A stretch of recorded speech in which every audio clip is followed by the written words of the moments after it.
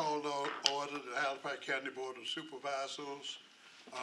First, we have the invocation by Supervisor Riddle, followed by our pledge of allegiance. Let us pray. Our Heavenly Father, thank you for the blessings you have bestowed upon us and the gift of life. And Lord, help guide us and help us make sure we follow your way and help us make the best decisions we can. In Jesus' name we pray. Amen. Amen. I pledge allegiance to the flag of the United States of America and to the republic for which it stands, one nation, under God, indivisible, with liberty and justice for all. Next, we have roll call. Vice Chairman Brandon. Present. Chairman Claiborne. Present. Supervisor McDowell. Here. Supervisor Cannell. Present. Supervisor Riddle. Present. Supervisor Roller. Present. Supervisor Smart. Present. Supervisor Witt. Present. Mr. Chairman, we have a quorum. Thank you. Next, we have the adoption of the agenda. At this time, there's been one request to add Southside Outreach Group to the agenda. Mr. Earl Howardson would like to make a request before the board. Can I have a motion for that, make that addition? So moved. Second. Okay, is there any further discussion on that? Okay, all in favor, please say aye. Aye. All opposed? That motion is carried. The next thing that we have is approval of the minutes. October 6, 2025, the Board of Supervisors regular meeting. October 21st, 2025, the Strategic Core Planning Committee meeting. October 21st, 2025, the Board of Supervisors and Planning Commission meeting, joint meeting. November the 3rd, 2025, the Board of Supervisors regular meeting, and November 19th, 2025, the Board of Supervisors called special meeting. Are there any corrections on any of these minutes that are requested at this time? Okay, if not, could I entertain a motion to approve these minutes? So moved. Second. Okay, it's been moved and properly seconded that we approve these minutes. Are there any further discussions? All in favor, please say aye. Aye. All opposed? That motion is carried. The next thing we have is the consent agenda approval under Section E of the warrants of October 2025 and the treasurer's report of October 25. Are there any corrections or additions to these reports? If not, I'd like to entertain a motion for the approve these. So moved, Mr. Chairman. Second. Okay, it's been moved and properly seconded that we approve the minutes, the warrants, and the treasurer's report. Any further questions? All in favor, please say aye. Aye. Okay, all opposed? The motion is carried. No recognitions tonight. So now we get quickly to participation by the public, citizen comments. Again, for one last time, I'm going to state to you that you have a First Amendment right to speak. All I ask of you is that you not say anything that may consider to be language that's not presentable in public. We're mainstream, so everybody can hear what you're saying. You can criticize, but respect each person that comes up, because some people may say something you don't like. It doesn't mean you can't give them respect when they come up. So with that being said, I open the floor for citizen comment.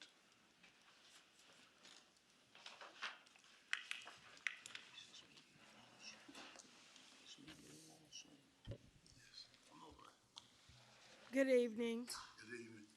Chairman Claiborne and members of the Board of Supervisors. My name is Barbara Coleman Brown, and I'm speaking as an individual. I want to take this opportunity to express my gratitude to two members of this board who will not be returning to their positions in January. First, I want to commend Reverend Hubert Pennell for his dedicated service to District 3 and to all the constituents of Halifax County. I want to thank you, Supervisor Pennell, for rising to the challenge to lead this board when it was at one of its lowest points due to the placement of apparent partisanship over the well-being of the county's best interests. Thank you for the restoration of proper decorum to this body. Thank you for the restoration of some semblance of Robert's Rules of Order to this administrative process.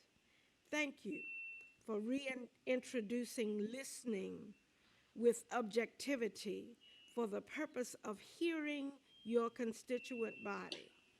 I applaud you for remaining steadfast in your advocacy for continued economic viability of the entire county, not just some sections of it. And now I come to Vice Chairman Brandon. Thank you for being a strong advocate for the people of District 6. It did not matter to you whether the issue was collecting trash, fixing roads, safety concerns, budget issues, or whatever. You made it clear that your reason for being on this board was to ensure that Alton got equitable treatment, not equal, equitable treatment, and that all citizens of Halifax County benefited in the same process. You brought no private or political agendas to the process, and when controversy arose, you met it head on with integrity and decorum. You made every effort to become proficient at every facet of your job as supervisor and as an elected official of this county. I watched your confidence level grow as your knowledge base expanded. Thank you, gentlemen, for your statesmanship, for your integrity, Ms. Coleman. and your service Ms. to Coleman. the citizens of Halifax. Yes, Thank you so much. okay, thank you. Thank you so much. Thank you. Okay, do we have anyone else? Yes, my name is Lisa Covington. Members of the board, thank you so much for the opportunity to speak this evening. I'm here because Halifax County's current tax and service practices are not only inaccurate, but fundamentally unfair. They are placing an unnecessary burden on the very residents that you were elected to serve. Recently, my family discovered a serious discrepancy in our vehicle tax bill. One of our vehicles, a Tesla, purchased at a non-negotiable fixed price, new, was assessed by Halifax County at $14,000 more than what we actually paid, and we provided the invoice. When we questioned this, the first response we received was that nothing could be done, quote. Only after the persistent follow-up was the assessment finally corrected. That experience made us wonder, however, if our assessment was this far off, how many other residents are silently overpaying. So we checked our other vehicles using Kelley Blue Book's mid-range trade-in values, which may not be accurately the way it's assessed. We found out that not all but one were assessed higher than accepted market standards. This was not an isolated error. It's a systemic overassessment problem. These inflated valuations amount to hidden tax increases. They don't appear on a rate sheet, but they appear in people's wallets. And when residents are dismissed when they ask questions, it undermines public trust. But when vehicle taxes are not the only issue, Halifax residents have been overcharged for years for what the county calls convenience centers, except they are anything but convenient. We call them inconvenient centers because, with the exception of our supervisor, Keith McDowell, our concerns have been ignored. These centers are often closed on weekends, closed early, and opened late. My family cut a tire irreparably because the lot was not cleaned up. Halifax County pays for personnel to staff these centers. The driveways are full of ruts and hazards. Dumpsters are rusting out. They're poorly maintained. It's frustrating to visit neighboring Mecklenburg or Pittsylvania counties, or even South Carolina counties like Horry County, where we have a second home, and see their centers paved, clean, functional. Halifax counties are unacceptable. This pattern reflects deeper issues in county management. We've watched major projects like the new high school cost significantly more than comparable schools elsewhere, including a recent project in North Durham where land was purchased and a school and stadium were built for less than Halifax County's high school alone. We raised these numbers when the Durham project was being built quietly, and our school was being discussed. These decisions raised legitimate concerns about fiscal responsibility. Meanwhile, Halifax County still struggles with basic infrastructure such as reliable high-speed internet. I work in an executive, chief of staff, remote position, yet I'm forced to rely on Starlink because no dependable option exists at my home right off 501 in Cluster Springs. And we don't have time to discuss other infrastructure deficiencies like the lack of natural gas. Your time is up, Clyde. Thank you. Okay. Thank you. Thank you.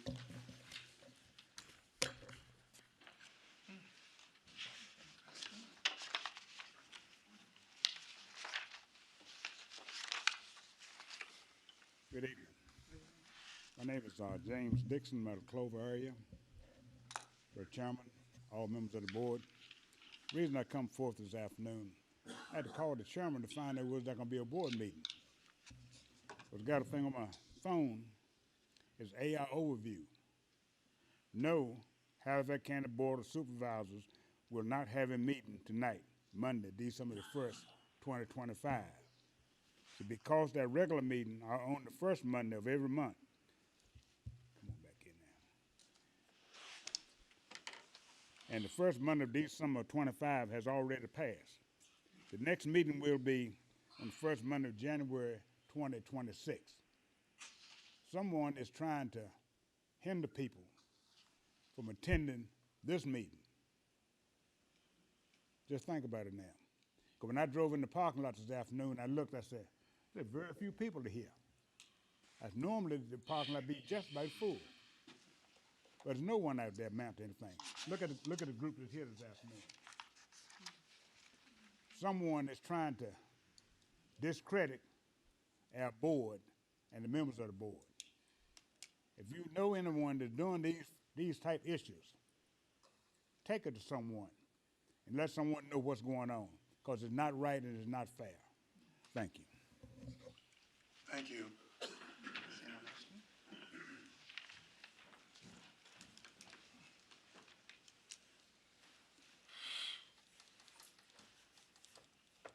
Good afternoon, Board of Supervisors.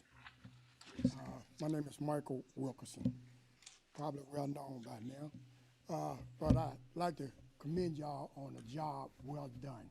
The county has made mega improvements since I've been coming in here, mega improvements. I feel that some changes may come forth real soon, but don't worry about it, because sometimes people ask for and they jump into positions that they're not ready for. So what we got to do is just wait for them to grab that hot potato and drop it, because y'all did an outstanding job, and it can't be blemished. It cannot be under no circumstance. No matter what they say or what they do, y'all have turned Halifax County into a livable place. With that, I stand down and have a great night.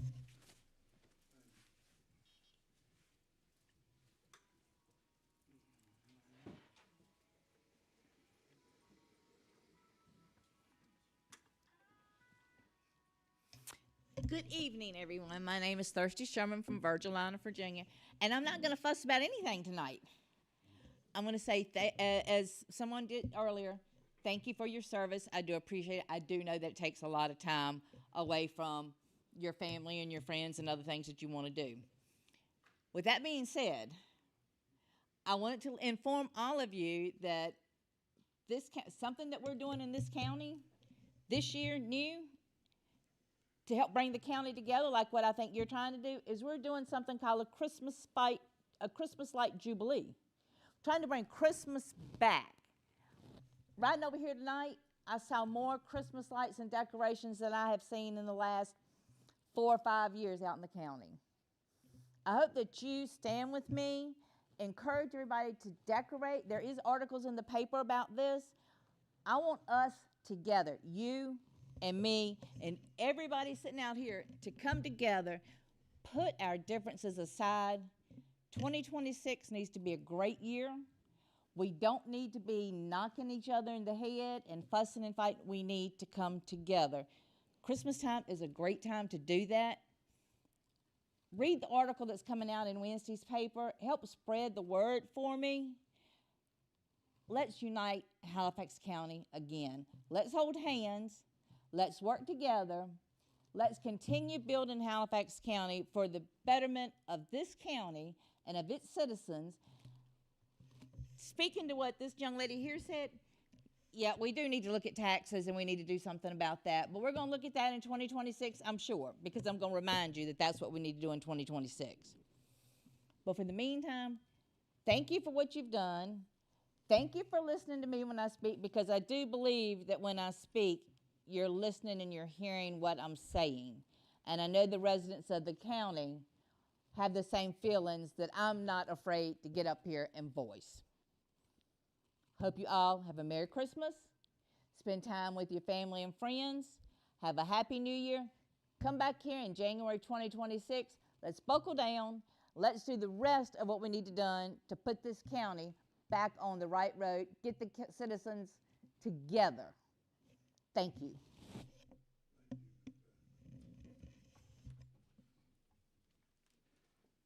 Give me just a second. I'll get out your way. I won't. I will sue you. Well, you won't get none because I ain't got none but this wheelchair. Good afternoon, Board. I would just also like to echo my gratitude for this board for what you have done this last year. And I especially want to acknowledge Stanley Brandon and Hubert Pennell.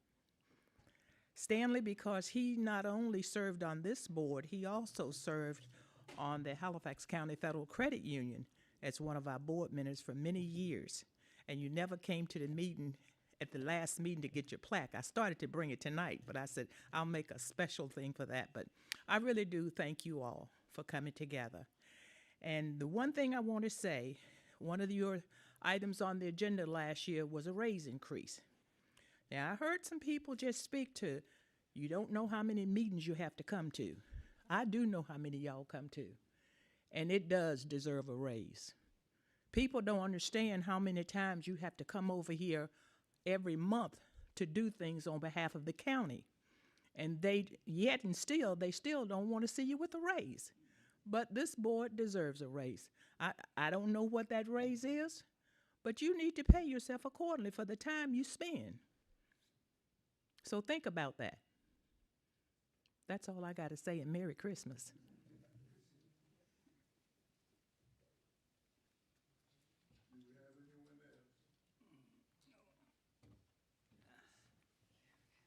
My name's Randy Bailey.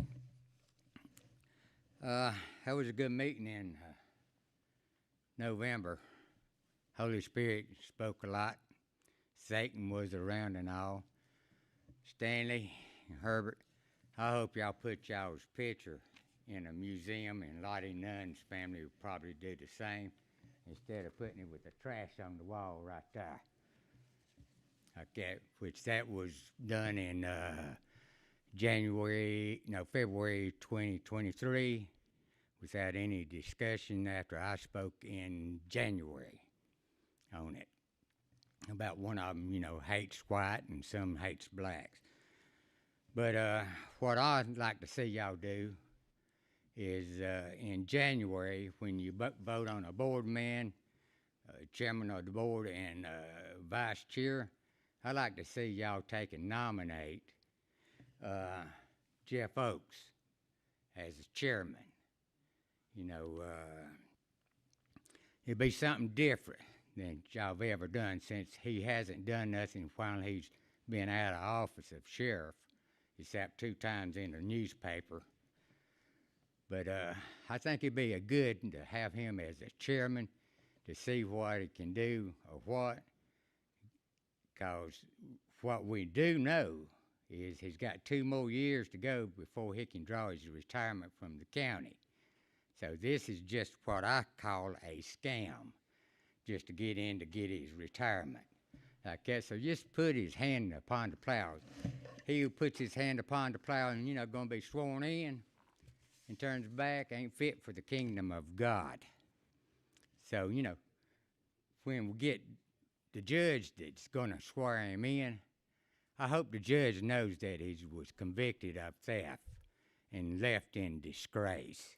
But this is what the board is going to have here now, is somebody that's been convicted on the board. So I think y'all ought to just go ahead and solve the problem. Put him as chairman of the board. Put Thompson as vice chair of the board. It won't take long for him to screw up, and then you'll be able to ship him out. But see, he's going to be getting that retirement, what he's after. He ain't after doing no good here. And, Parnell, I like you. Like I told you, the Holy Spirit wasn't going to be involved in that. We wanted to see where Satan's Christians lie. And here we go. We're going down a road now. Holy Spirit's going to let them go. So Satan's going to walk in here, be like that, put him as chairman. Let's see how he does. If he don't do, if we see that that's all he's after is retirement, get rid of him. Thank you.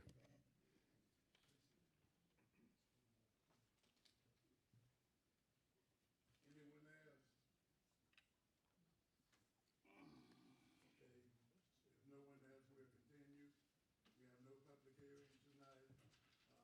Next we have a presentation about Brian Brown with the IDA. Mr. Chairman, members of the board, thank you for allowing me to come before you today. I wanted to give you information of what was going on with the IDA. First off, thank you for all that you've done for the IDA. I will tell you the successes we've had this year could not have been done without the members sitting here in the room, as well as the board that I currently work with the IDA that you were appointed for us. So thank you again for all the work that you've done over the last year of helping us to build the IDA. But with the successes we've had, we now have additional challenges, such as a lack of buildings. Well, the IDA has officially signed a contract for the purchase of 2507 Houghton Avenue, the old Pacific Headwear building. We do have a tenant already lined up for the building.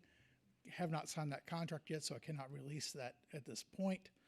But we are looking to secure a bank note of $1,120,000 from First National Bank. It is in underwriting now.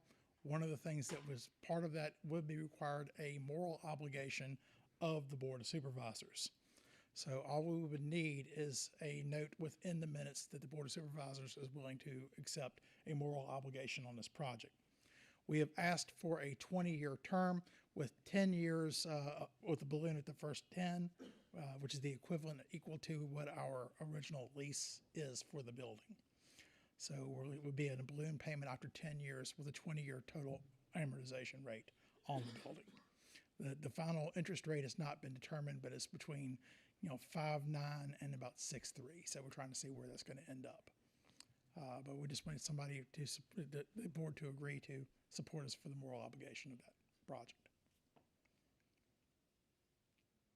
When would you need the moral? Well, we're trying to close before the end of the year, so we just like to have a vote that is in the minutes that you guys would support that measure. What's the position of the board? What's the worst case scenario? Worst case scenario is we own a building that is very valuable that we're getting for $67 a square foot. That would give us an opportunity to be able to lease out a 32,000 square foot building. All the other county buildings full? We are full. The only one we don't have full is Section D, which is going to be renovated, and already have someone in line for that. So everything, Section D of the old Daystrom facility, the Southern Virginia Warehouse and Distribution Center. But otherwise, we are full. So make sure I understand, you have all With that, every last ounce of Daystrom will be full, will be occupied.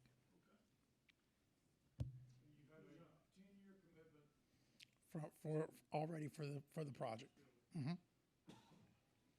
Just moral obligation, that's all. It's a moral obligation, that is it. I want to thank you, Mr. Brown.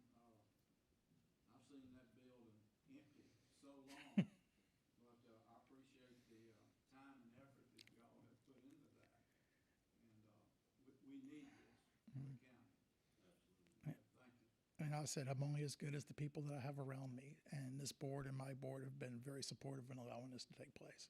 And I thank you for getting all of the county buildings full of also, not just Daystrom. Because this is the first time it's ever been done.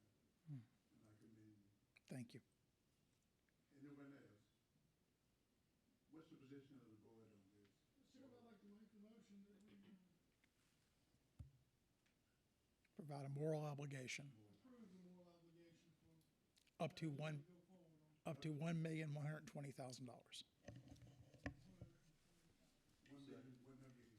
Yes, sir.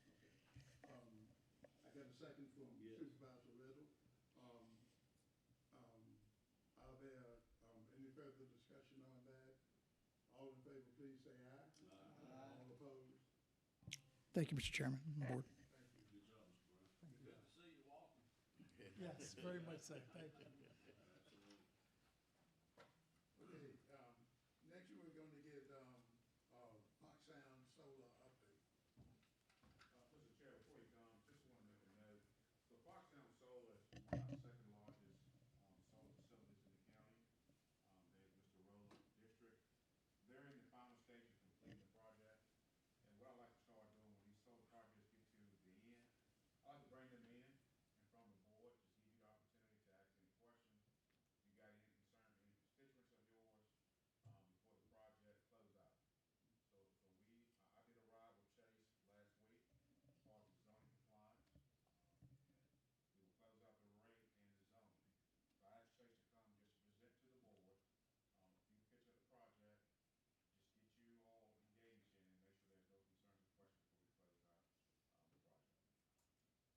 That's a great idea. It's a new board, heard that. That's a good idea. Okay. Perfect. And then I have the station. Yeah, it's on Green Valley Road. Yeah, so first off, my name is Chase Duke. I'm a senior project engineer with Mawson Associates. Right now, like Dietrich mentioned, we are closing out the Foxhound project, which is located off of Green Valley Road, right off Mount Laurel. So what I want to go through tonight is kind of go through kind of the highlights, what the project looks like as our final completion, current status, and then some stuff that I want to thank the county, thank the neighbors and local stores for being very kind to us and allowing us to obviously complete this project and looking to obviously promote solar as well. And more so, I have one slide on here to help educate those who don't know much about solar and the benefits around that from different local communities like we do all around the country. You got a clicker. Oh, there's a clicker? Okay, perfect. All right, so tonight I'm going to go through quick few things. One, who is Moss? Who am I? What are we doing here? And then I'm going to go through a status update, kind of then show you kind of what the site looks like, go through our screening buffer and something that Dietrich and I went through the other day.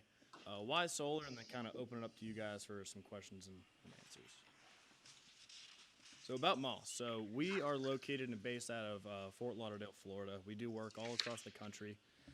We've done work all the way from Florida to Arizona, Nevada, all the way into Texas, Louisiana, Mississippi, Arkansas. We have over 25 gigawatts worth of experience and still building. So we are huge into the solar industry. We are ranked number one of the solar EPCs, or engineer procurement construction contractors based in 2024. And looking in the solar industry is only growing from here. So we have a lot of experience, and again, really appreciate all your guys' support of everything going on around the country and helping us close this project out.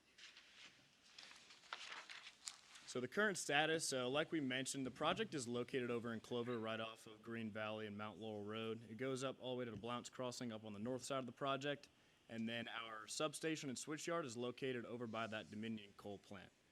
Right now, the off-taker of the project is Dominion Energy. We are working to close out all of our county and state permits now. But one thing I want to highlight too is this plant is completely active and hot, so we're producing power enough to power over 17,000 homes. So this is a 108.3 megawatt site, DC 83.5 AC. Again, as Dominion being the off-taker, they're the ones who capture all the energy back to the grid and disperse it. But just on this project right here being 108 megawatts, this is enough to produce power to over 17,000 homes. So like I said, working with Dietrich and really grateful for your guys' continued support to closing out our permits and officially moving on to another project. So right here you'll see kind of some aerials of what the project looks like. So we have the site fully stabilized now. All the basins have been converted to their final measure, and what those basins are used for, and we'll get to some other pictures on the next slide too, is we want to make sure that our stormwater and everything that when it rains on site does not flow into any neighboring yards and going into anyone's property, and when it does flow offsite, that is clean water. So obviously throughout construction we're using all these BMPs and silt fence and all these ditches and basins. That's helping slow the water down, filter it out, and allow for clean water to drain. So what these look like is this is a completed basin. A few pictures here, what the arrays look like, what these check dams and ditches look like, to really show that when that water flows down off the site into these slopes, it allows the water to be absorbed into the ground, and then we have protective outfalls with different orifices slowing the water down, different trash racks preventing any trash from getting in there from any sort of debris, and then allowing again for clean water to drain into their drainage districts. So one thing that for any neighbors who live near the site or anything around, obviously for me, people who work in the industry think solar is beautiful, but others that don't want to be bothered by the look of solar, we do install these screening buffers, so anywhere that you can see by the road. So over by Area 1, which is on the left side, Area 4, which is on the most north side on Blount's Crossing, and then Area 2, which is further down on Green Valley Road. These all have different vegetative buffers with different types of trees to make sure that over the years these will grow large and wide to prevent any sort of site into the site. There won't be any shading onto the panels that will prevent any production growth, but this will allow for a normal screening buffer to allow for the site to be protected and also prevent the neighbors of having to look at these solar plants. So I kind of want to go into those who don't know much about solar, kind of the benefits of it and the benefits of Foxhound. So Foxhound, like I said, was a 108.3 megawatt DC site. And a few benefits I wanted to go through is one, obviously providing clean energy. So obviously with everything in this day and age and a lot of industrialization and climate change, what we're doing is we're providing renewable and clean energy and reducing carbon emissions. Also, as you guys know, a lot of these data centers are going up, AI is going up, all these data centers over in Mecklenburg County with Microsoft. A lot of these data centers require a lot of a lot of power. So what these grids do is actually provide power for these unpredictable and times of blackouts. So even areas located in Texas or Arizona where power is unsecured and there's times of blackout, what these does is you could actually store this energy in what is called a BESS system, or battery energy storage system, that allows for this to offtake to the grid and allow for energy to be used on these unpredictable times.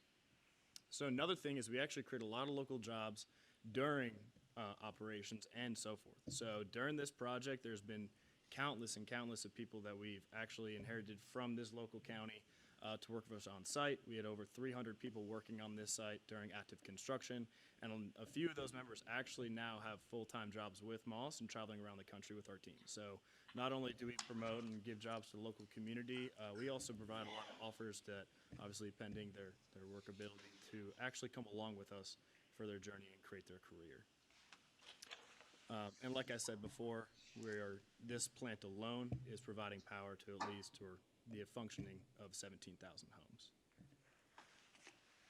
So for those of you who don't really know how solar works, so in a short, quick little summary, so what we're doing is we're capturing obviously the sun into the PV array or the photovoltaic panels, and that takes all of the energy from the sun and it flows it through these inverters that capture the energy from changing or converts it from DC to AC.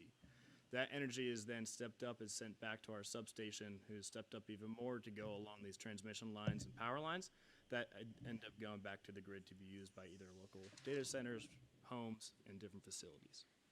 The example of the BESS system I was explaining below is on the bottom. This site does not contain a BESS system. Other sites do, where that energy can actually be stored and actually used by the grid during those unpredictable times.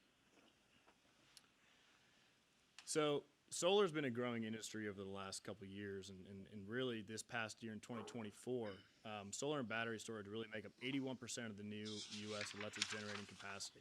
So you see all these data centers going up, like I mentioned, and solar's the way to have the quickest power that goes onto the grid. You look at a nuclear site or a coal plant, yes, they produce a lot of power. They take years and years to build. Depending on the size of the site, these solar plants can go up in a year or less, or a little more depending on the size.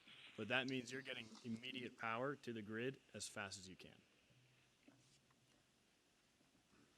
So that was just kind of a short summary, and again, wanted to really thank everyone from the county, the town, local counties, and really having a successful project over here in Clover, and we really enjoyed being here, and look forward to any future projects, and I would love to answer any sort of questions that you guys may have on either who Moss is or how solar works or anything about the project. I got a quick question. You know, I'm not for solar, but we just got another, Dominion just put another tax on us. I don't understand. You're talking about it covers 17,000 homes. How come we don't ever get a break? I got a solar place that's not even 3 miles from my house, but my light bill, it keeps going up, going up, going up. So you got to give me better data than what you're showing me, because I'm not getting a break. Gotcha. Yeah, no, I could definitely answer that. And again, as the EPC, so we are contracted by a Dominion or an off-taker to build this. We don't deal with any of the actual bills or the cost that they're selling it to the grid for. I will say a lot of, just in general, a lot of data centers. I know there's a lot going up in Mecklenburg County and those, and I'm not saying anything against solar, but these data centers do use a lot of energy. I know where I'm from down in Florida, and friends over in Texas and friends over in Colorado, that their energy bills are going up as well due to a lot of these energy what's it called, spikes. But for the fact of an energy bill, this is only helping that. But I will say that's going on across the country. But solar is the fastest way to get energy on, where I say that would be lowering the amount of what your bill would be than if we had to wait years and years for like a coal plant or a nuclear plant to take that over. So we're just trying to contribute to putting more power on the grid to allow for more energy to be used.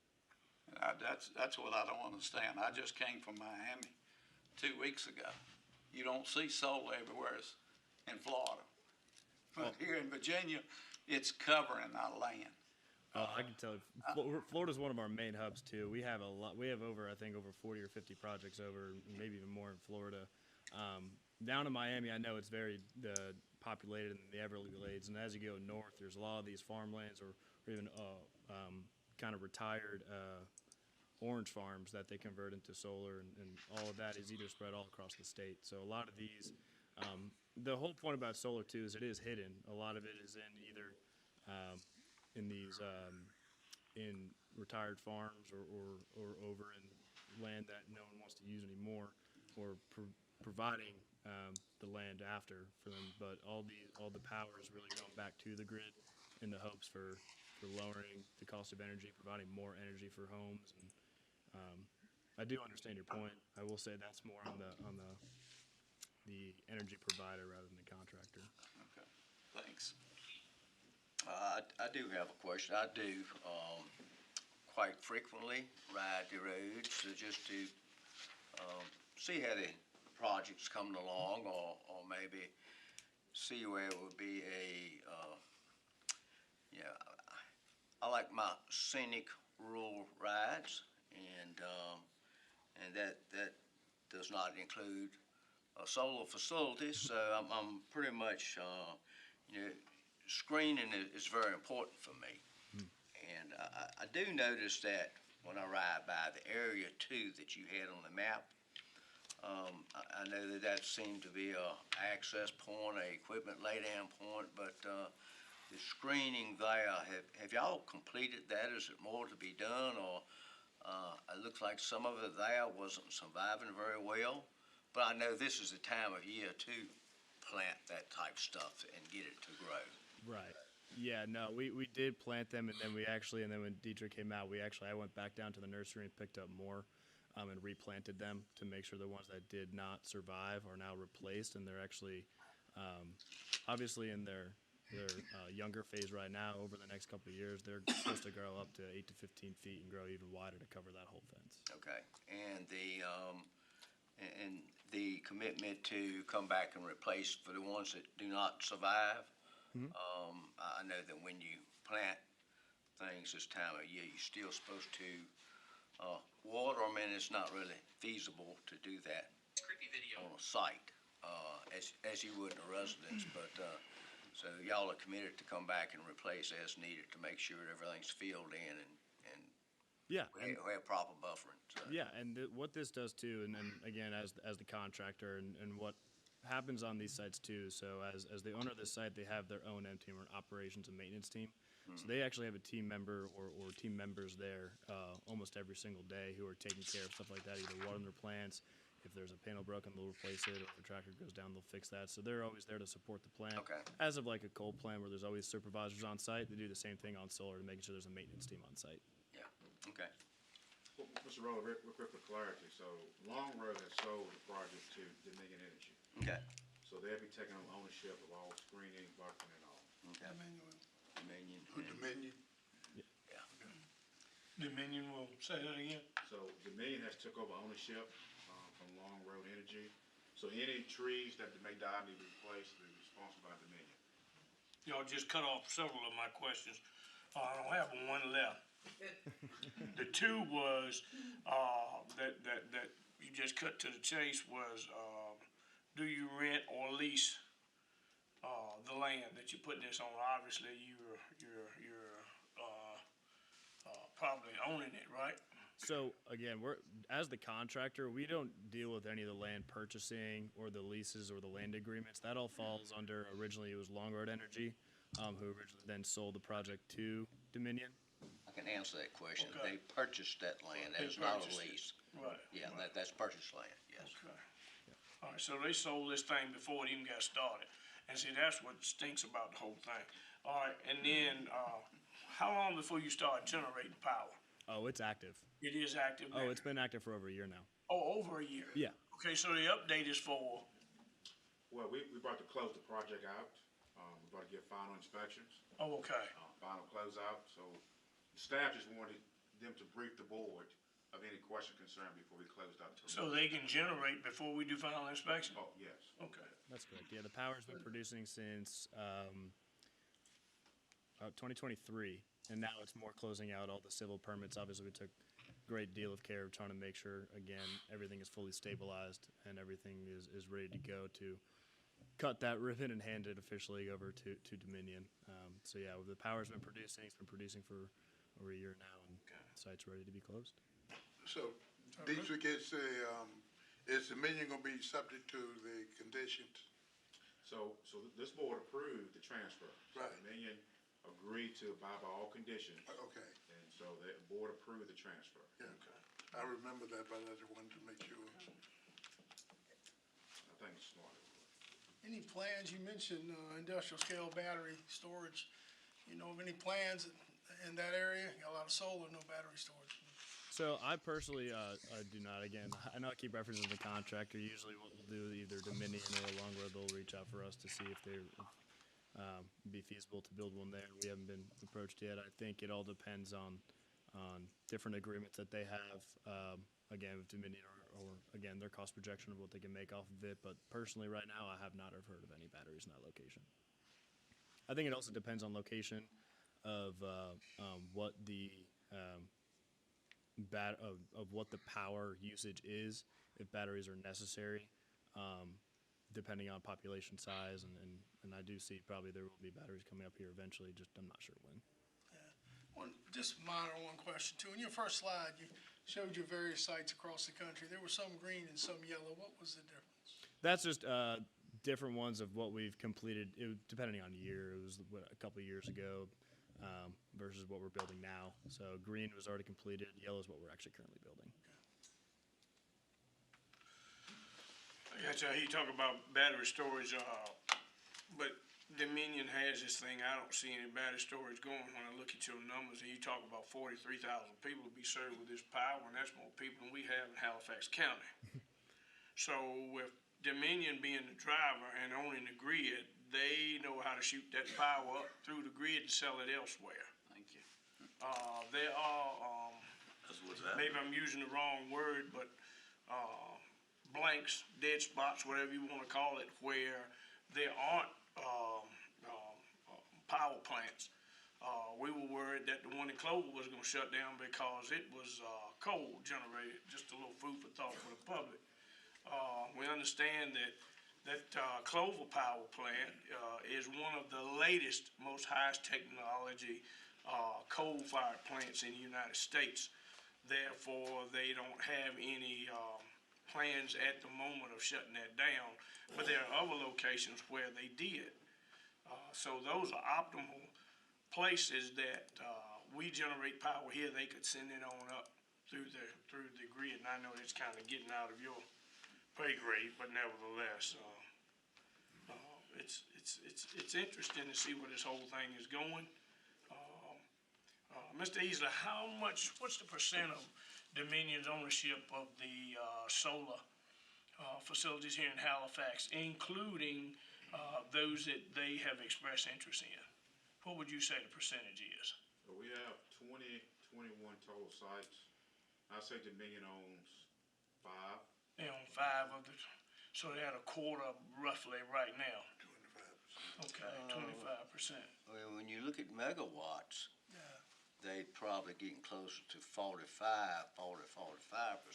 Of what's generated. When you go by megawatts, Of that's what's correct, generated. because they are, this is 108. I know that they, Piney Creek was 80. Clover Creek is how many? That's 90. 90. So I mean, you're right at 300 there. Right. So far as megawatts, Ms. Rose is right, man. They owe Yeah, they over get half. they can close. Yeah, yeah. 75%. Now, that's ownership of megawatts. And then let's keep in mind the other 50% that they don't own, they still control because it goes into their grid. Well, I mean, we're sitting there complaining about Dominion owning these sites, and I think Dominion owning these sites really gives them stability because they here to stay. And everything I've seen the sites they've been on, they've done it right, they've screened right, and I mean now you can say we don't see the benefits electoral cost wise. That's the State Corporation Commission. Yeah. Okay. State Corporation Commission. Yeah. Agreed. However, Mr. Brand. I may finish my No, point. can I say this? Let's go through individually. We're not getting in an argument between No, each we're not other. gonna argue. I just wanna Let's make it, let's make our statement. Just making a statement, And then Mr. Chair. let other people make it. Sure, but Okay. where I'm Let's move that going way. is that we're talking about land that's being owned. So it's more than just having stability within the grid. We're talking about land that's being owned, our land that we're losing, that we say will be returned to its original state when it's not ours to return to its original state. It's just only land in Halifax County, but it's owned by Dominion. You speak of the State Corporation Commission. State Corporation Commission works directly with Appalachian Power. They work directly with Dominion Power. They are the drivers. When you go to Richmond, go next month. When you go to Richmond, they have their way. They have their way. You know why? Because they control everybody's lights.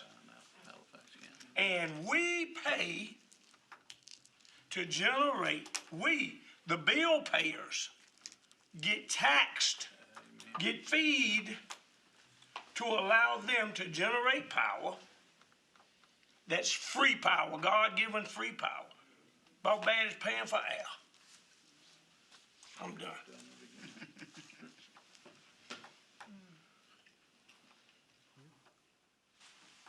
So, bottom line for me, we're a small player in a big game, okay? And the big game is that Virginia does not produce enough electricity to supply their needs, correct? So, we're suffering from having to bring power outside of Virginia, into Virginia, and to pay for generating more electricity in Virginia.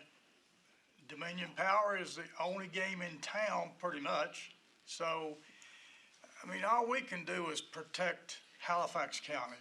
And the point that I agree with Mr. Brandon is don't sell all of our land to Dominion, because then they own it and we don't have any control over it, okay?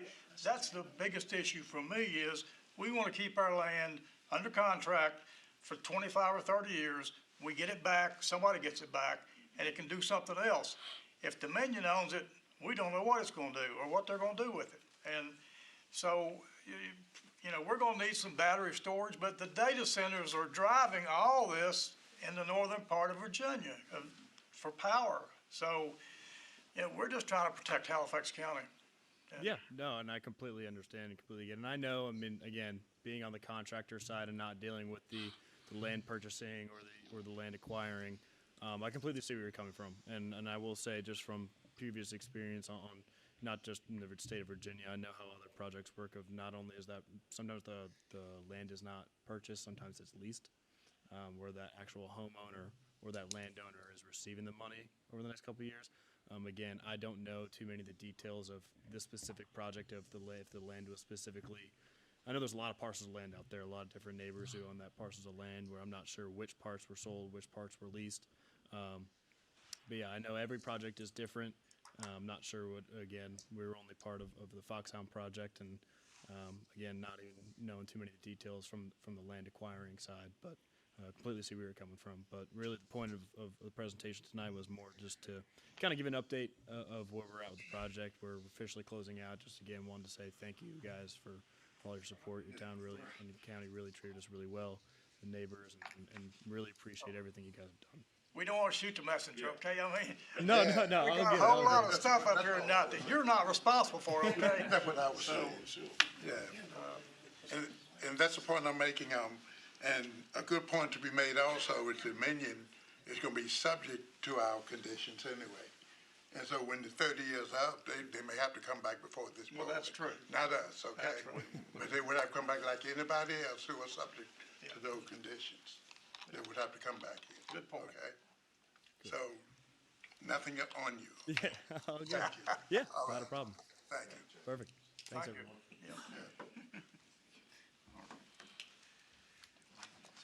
Okay. The next thing we're going to go to is, we don't have any committee reports, new business. Mr. Howardson with Southside Outreach. Come forward, please. Good evening. Okay. Giving on to Chairman Claiborne and the honorable members of the Board of Supervisors. My name is Earl Howardson, and I work for the Southside Outreach Group. It's a nonprofit 501c3 organization. We provide housing to low to moderate income families.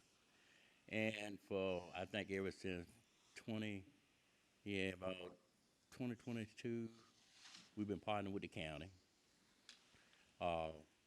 building houses. First project was a subdivision. We took raw land and we built 22 single-family houses and sold them to low to moderate income families. The third project was an acquisition rehab, where we bought the Fairmont apartment building and we rehabbed it and turned it into 46 multifamily units.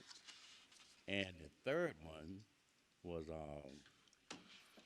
Poplar Creek home, where we built 16 duplex.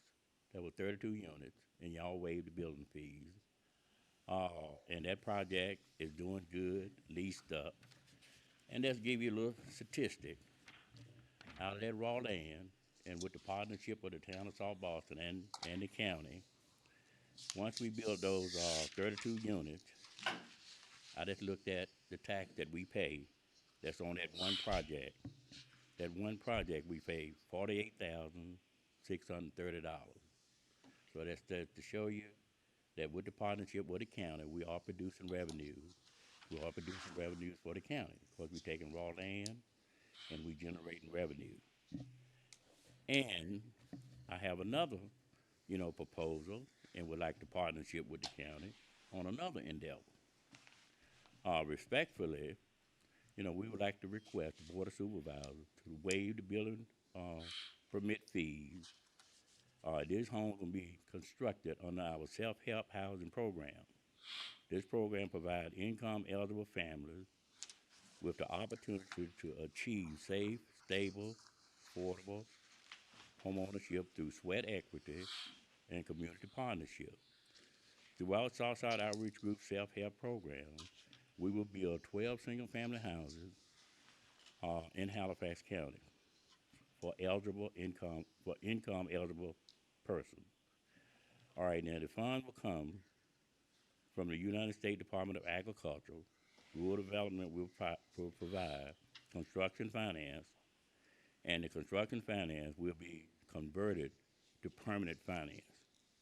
All right, these families participating in the self-help program invest hundreds of hours of labor into building not only their own homes, but also the homes of other participant families. All right, this model significantly reduces construction costs, strengthen community ties, promote self-sufficiency, and create long-term affordable housing within the county. Every dollar saved in construction expense directly impact families' ability to qualify and maintain affordable housing. All right, waiving building fees, these self-help homes will greatly support our effort by reducing financial barriers for participant families. The savings generated would help ensure that each home remains within the reach of income-eligible households. Further, the county's goals of expanding affordable housing opportunities and supporting income-eligible families. And we deeply appreciate the partnership, and we ask at this time, we would like to waive the building permit fees on these 12 single-family houses, and we would like to get our first building permit this month. Charlie, does this reduce the cost or the rent, either one, to the owners that are coming in? I mean, is this what this does? Yes, sir. It reduces. Okay. Yeah. On average, how much would a building permit cost for one of these homes? So we charge by the square footage. Okay. I think it's 15 cents a square foot for the structural, and it's $45 for each trade. So roughly, you build what, 1,100 square foot homes? 1,100 to 1,200. So you're looking at $300, $400 per permit. Okay. That's about right there? Yeah, okay. Any other questions? Under $5,000. Any other questions? What's the position of the board? Mr. Chairman, I'd like to make a motion that we waive these fees for this housing project. Second.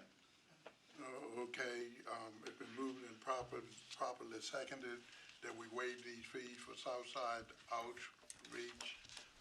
Any further questions? All in favor, please say aye. Aye. All opposed? The ayes have it. Mr. Hamilton, thank you for your work. Thank you, sir. Thank you. Mr. Chairman, if I may. Yes. Mr. Hamilton, thank you, but any chance, I'm going way out of line here, where's Brian? Any chance you guys could help with workforce housing? I know it's a different scale, but same deal. Yes. Currently, I'm working with the IDA, with Brian, on the workforce housing also. Yes, we're reviewing plans and specifications. Yes, I'm working with that too. He's on the board, I guess you know Yes. that too. Yes. Yeah, I do. He's on the IDA board, yes. Okay? Thank you. Any further questions? Okay. Thank you all. Thank you. Okay. The next thing we have, are there any staff updates? Are there any tonight? No staff updates? Well, the next thing we get to is supervisors' comments. Okay, does any supervisor have any comments tonight? Yeah. Okay. I just want to thank you, Mr. Bryan and Mr. Pennell. I've enjoyed working with you. Sometimes we agree, but we disagree. But anyway, I appreciate what you all have done for this county. Thank you. I'd like to echo that. Thank you, Mr. Brandon. Thank you, Mr. Pennell, for your service on this board and to the citizens of this county. You both served honorably.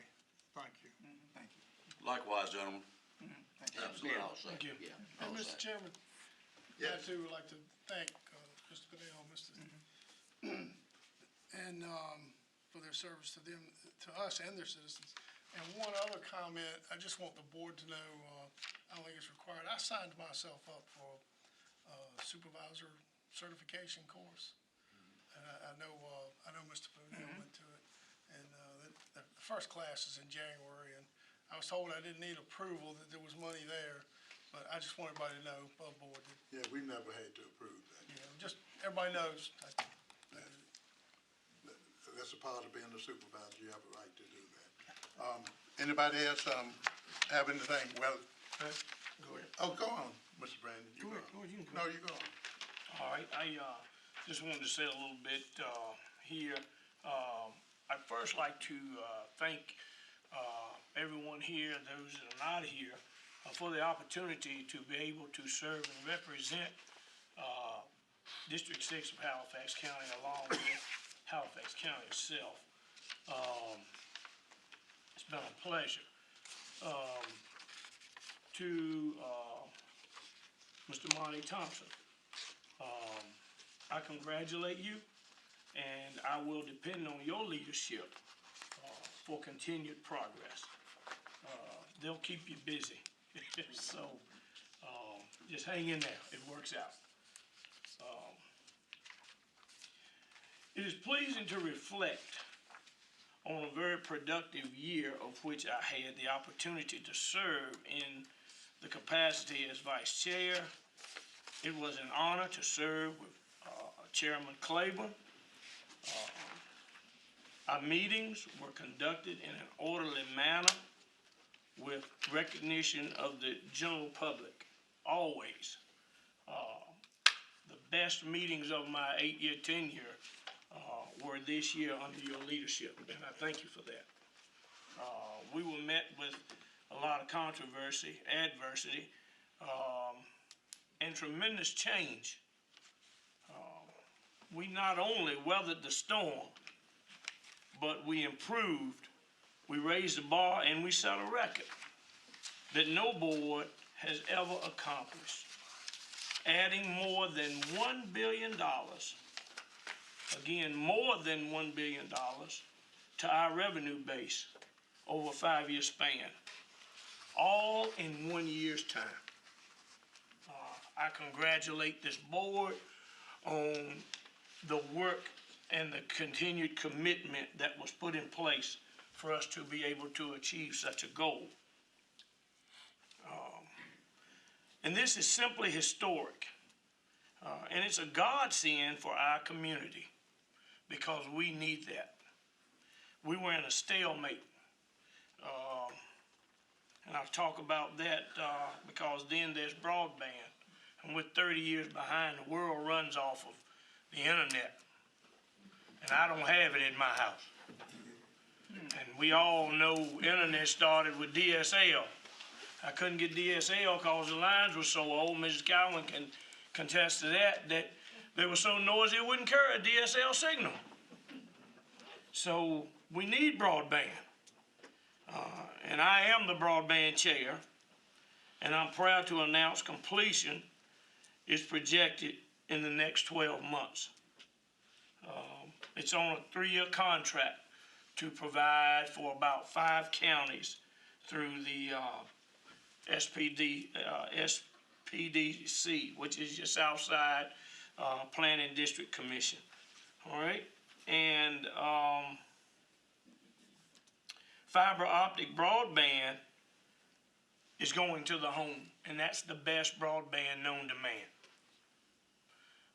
Wireless is just like Dish and DirecTV. Storm come up, it's going to get interrupted. But that fiber is coming directly into your home, and you will have fiber to the home. In closing, I want to trust that this board will function collaboratively and consider each member's views and their constituency base. Work together for the greater good of all in Halifax County, including those at or below poverty. And that's better than 50% of Halifax County. Let us not forget our people, because our people are our brothers and sisters. And no matter if we get up and go to work, if we don't have people there to purchase what we produce, what we make, then we all shall fail. So whether we agree or disagree, we remain together. Thank you. Anybody else? You have anything? One second. You have anything? Do what? Oh, don't say nothing about that. Oh, we got that straight. You got anything else to say, Robert? Well, Okay. I would just like to say that what a time we have had as a board supervisor. Let me say this. I never wanted to be a board supervisor. This was not my idea. There was a man by the name of Mr. Randolph, who was the principal of the Halifax County High School. I was in JROTC at that time. Can I indulge y'all for about 5 minutes? Can I get 5 minutes? Yes, so you sir. can listen to me. So he walks down the hall. He knocks on my door. He said, "Hey, Mr. Pennell, there is an opening there for a board of supervisors. We would like for you to run." My immediate answer was, "No, I'm not interested." So Mr. Randolph would not leave me alone. He came back down another day. He said, did you make a decision on running for board of supervisors?" I told him, "No, I'm really not interested." So then I got a call from Mr. Claiborne. And then some more community people called me. What I'm trying to tell you here tonight, I did not come here seeking position. I only came here because there was a beckoning call. And I want to thank the people out here. It was you all who supported us, this board, every first Monday night. People like Mr. Howard. And let me thank you, Mr. Oaks, for running. Sometimes people got to run to make you sit down sometime, I guess, because you don't ever know when to quit. So thank all of you all for coming. Certainly, Ms. Cowan, for your leadership in the planning, and people like Mr. Easley, and certainly thank you, Mr. Whitt, Mr. McDowell, Mr. Vedder, Mr. Claiborne, Mr. Brandon, Mr. Smart, Mr. Roper. Thank you all so much. This has been one of the greatest events of my life. If my mother, and I can remember my mom, when I was running through the house, she would look at me and say, "You gonna do something great one day." This is the greatest ever. Except Marion Ruby, let me get that right, because I know you're going to get it. So, this is the greatest.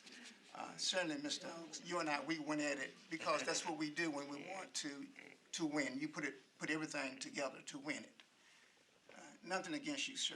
I look forward to seeing how well you do. But this, Mr. Easley, has been one of the greatest triumphs of my life, is to sit on this board. And again, if my mom and dad, and I used to eat at Earl's house, and we used to visit each other from time to time when we was little kids. You never know what a child is going to do. Mr. Riddle, we see them running and ripping and doing, and I can remember my dad saying to me, "You'll never amount to nothing. You'll never be nothing." But if my dad was living today, and I can remember when I first came on the board of supervisors, I remember running in Vernon Hill. And Mr. Roy, as I was running around the county, I was like, I'm on the board of supervisors. I'm on the board of supervisors. It was such a great feeling to serve. if you never served until you do serve, it is the most greatest feeling a man or woman can have, is to serve this great county. And then I want to end this on this one. I want to thank you all for taking the time with all of us. No one is perfect. As a matter of fact, we all are imperfect if I tell the truth about it. But it was you all who always, and you know when we made wrong calls. When we made a wrong call, y'all made it known to us, that's a bad call. Do something about that call. And I can remember, if I could go back, Mr. Easley, and change some of the votes that I had, I would change. There's 2 votes that I would change, and it sticks in my mind to this day.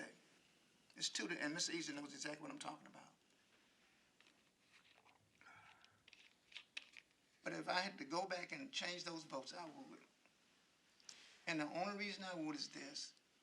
You never try to satisfy people because you'll never satisfy them. You'll never do it. So to the people that I leave on this board, you all are in good hands, and I believe you're going to do well. And I believe Mr. Brandon and I believe myself will support you wholeheartedly. See y'all later.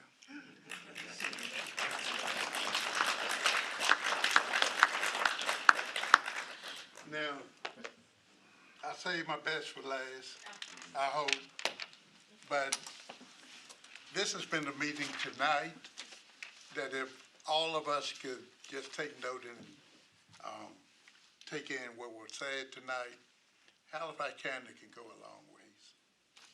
It can go a long ways because it has been peaceful, even though there were some things that were said in the terms of the realm of politics, words, those things are expected in our democracy. But what we need to be concerned about now, though, is moving Halifax County forward. We're going to agree to disagree. We already have. A bunch of us have. Some things were said by my fellow supervisors that I didn't agree with. But you don't fight back. What you do is you move forward and just expect those things to come. Okay? So the best thing for us to do now, Ms. Thurman, I remember you telling me I was smiling. I smiled today with you because what you said was correct. What we need to do is unite and come forward and move forward. I remember last meeting you told me I was smiling at you. Not because I was smiling at you in a negative way, but we need those positive comments for the move forward, okay? We may disagree with what was said, but we can move if we work together. Now, I look at this past year, and it's been a pleasure to work with this old board. Even though some things that were said by some of our members we didn't like, but we moved forward. As they said this year, and this is one thing, and I don't have anything adverse about the press, but if that thing with the coming out that we generated, this board, not just one of us, but all of us, generated over $1 billion to this county. The first time in its history that $1 billion is going to come in within the next 2 to 5 years. I think it would have made a difference because the county would have been well informed and the citizens would have been well informed about progress. And that should be our main concern, progress. People may disagree with me because of my personality, but my main objective is to make sure that the future of Halifax County is going to be there not for us old ditties, but for these young people who we are trying to attract and bring in. And we have made that progress, and we will continue. And I expect the new board that comes in, or the new members to come in, to want to do the same thing.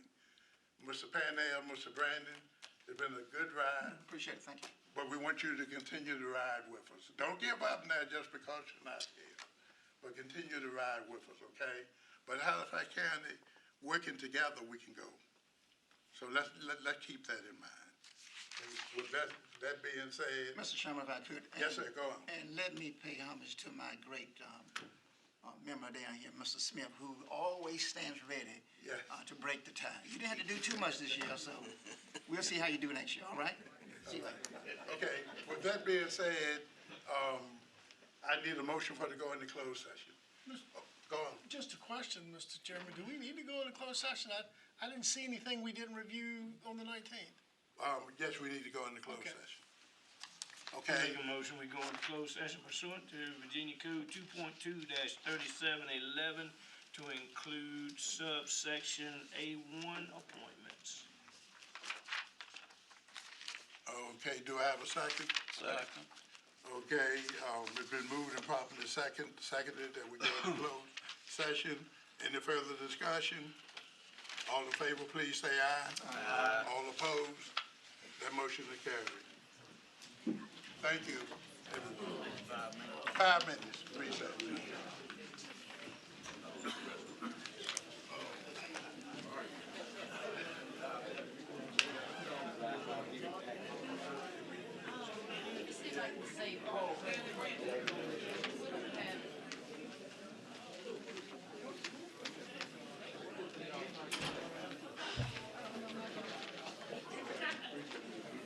Recording stopped.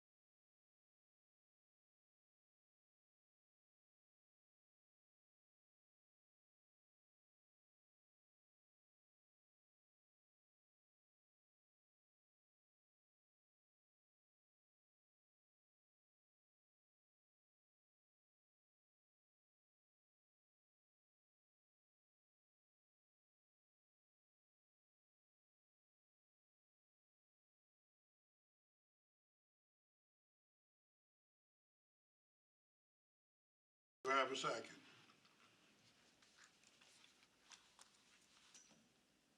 Do I have a second?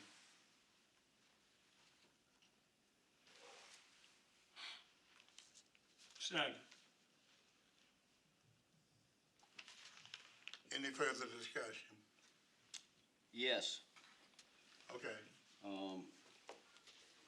Rylan Clark and Lynn Height both do excellent jobs on the IDA board. However, their terms do not expire till the end of January 2026. We as a board should not be making appointments for terms expiring after a new board is to be seated.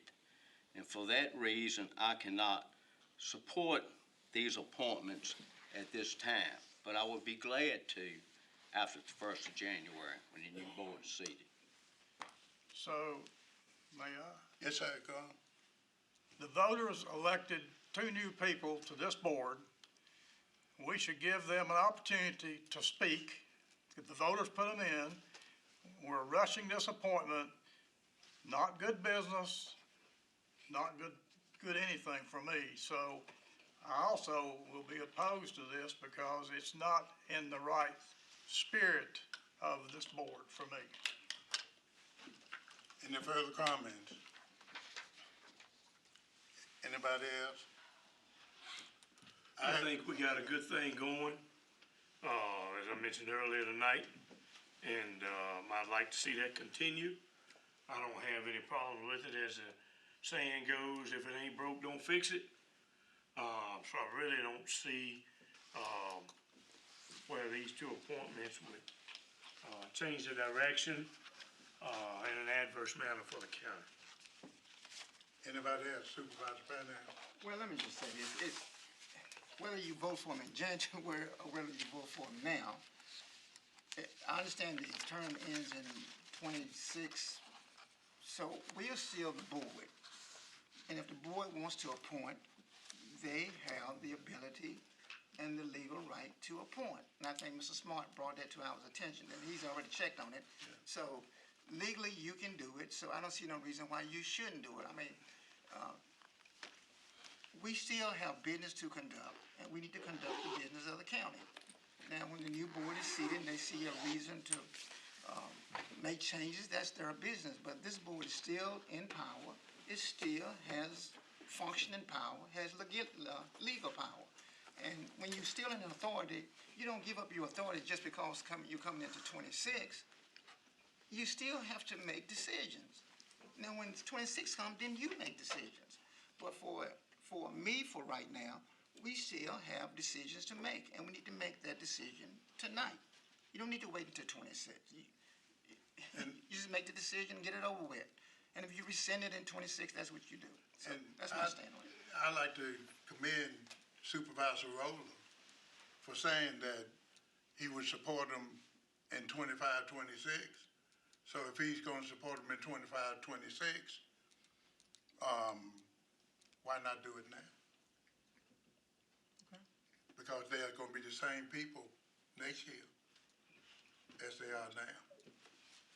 And what we have here, everybody out there just heard what we said about how well the IDA was doing. And Mr. Supervisor Brandon is correct. If it ain't broke, don't fix it. Because if you try to fix it, it may come back and backfire on you. So the best thing for us to do to move forward, after that highly complimentary thing we said about how well this board is performing in less than a year, they deserve a full appointment. These people have been serving for less than 1 year, folks. And look what they've done together, collectively. We just talked about unifying Halifax County. So putting it off until next year is not going to accomplish anything. Other than the fact that there may be some that may want to disrupt the progress that's being made, it doesn't make any sense. We just saw, and we had a good meeting before we went into closed session, talking about these things. So if all of us are in agreement about moving forward in a positive way, that's what we should continue to do. Now, with that being said, is there any further discussion? Any further discussion? Then, no further discussion, then we'll have a vote. As a motion been made, Yes, sir. and it was seconded. Roll call, please. Vice Chairman Brandon. Yes. Chairman Claiborne. Yes. Supervisor McDowell. Yes. Supervisor Pennell. Yes. Supervisor Riddle. Yes. Supervisor Roller. No. Supervisor Smart. No. Supervisor Witt. No. Motion passes 5-3. Okay, thank you. This meeting is recessed until December 16th. Meeting adjourned.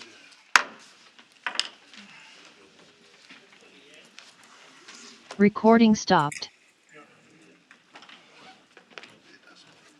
He just said, did you hear what he said? I had to call you back. What he said, we're gonna find, I can find Brian. That's what they've been up to. That's what they've been up to.